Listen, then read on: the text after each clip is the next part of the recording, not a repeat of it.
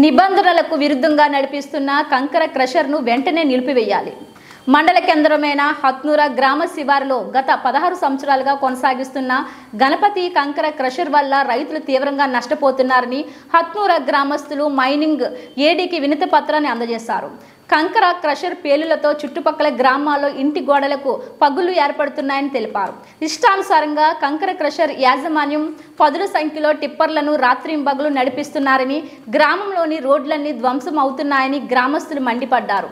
టిప్పర్ల సహాయంతో తరలిస్తున్న కంకర దారి పొడవునా పాడవడంతో వాహనదారులు సైతం తరచుగా ప్రమాదవశాత్తు ప్రమాదాలకు గురవుతున్నారని అన్నారు. మైనింగ్ అధికారులు చూసి చూడనట్టు వ్యవహరిస్తున్నారని తమ ఆవేదన వ్యక్తం చేశారు.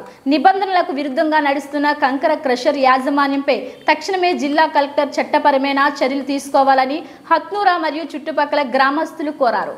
ఈ కార్యక్రమంలో హత్నూర గ్రామానికి చెందిన నాయకులు తాజా మాజీ సర్పంచ్ వీరస్వామి గౌడ్, మాజీ ఉప సర్పంచ్ సత్యవతి, పెంటేష్, మాజీ సర్పంచ్ ఆకుల కృష్ణయ్య తదితరులు పాల్గొన్నారు.